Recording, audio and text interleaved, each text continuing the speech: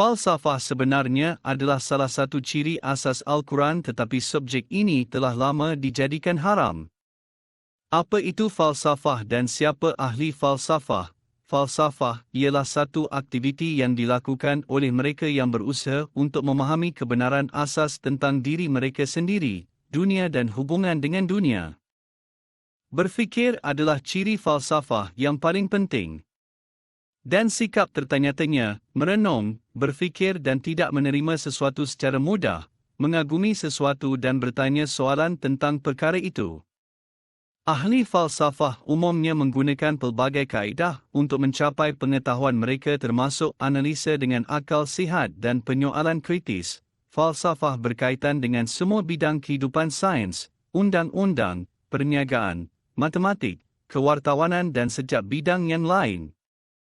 Setiap manusia dilahirkan sebagai ahli falsafah, oleh itu falsafah adalah hak lahir kita sejak kita mula bercakap.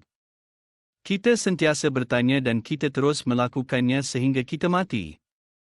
Kita akan bertanya soalan berkaitan dengan urusan harian, profesion kerja, lingkaran sosial dan lain, tetapi umat Islam akan mempersoalkan segala-galanya kecuali agama. Kita tidak dibenarkan mempersoalkan agama kita kerana ianya telah diisytiharkan haram oleh ulama pada masa lalu dan ia masih berterusan. Sehingga hari ini mereka menganggap falsafah sebagai subjek yang berbahaya kerana subjek ini membuat orang berfikir dan orang yang berfikir akhirnya akan sampai kepada kebenaran. Kita tidak dibenarkan mempersoalkan agama kita dan kita juga tidak dibenarkan mempersoalkan ulama.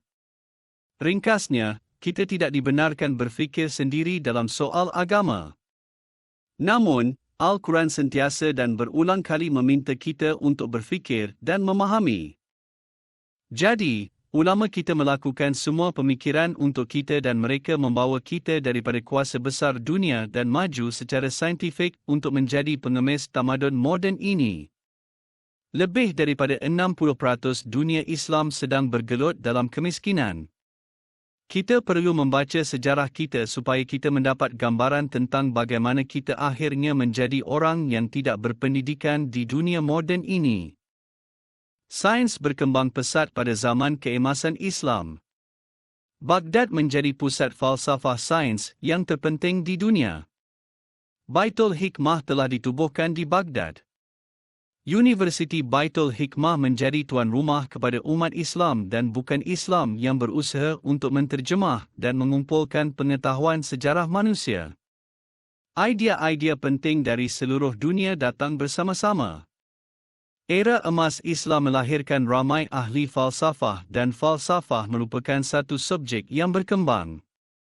Dan umat Islam menjadi empayar terbesar yang pernah disaksikan oleh dunia. Tetapi bagaimana kita kehilangan semuanya? Apabila falsafah kebebasan berfikir dan sains dijadikan haram dan apabila orang yang tidak berpendidikan mula melakukan pemikiran untuk kita menjadi berpecah belah. Membawa kita daripada menjadi orang yang berpendidikan kepada orang yang mudah dipengaruhi kerana kita tidak dibenarkan berfikir kerana pengajian falsafah itu adalah haram. Kita perlu menanya kepada diri sendiri bagaimana kita kehilangan semuanya, bagaimana kita akhirnya menjadi orang yang tidak berpendidikan di dunia moden ini.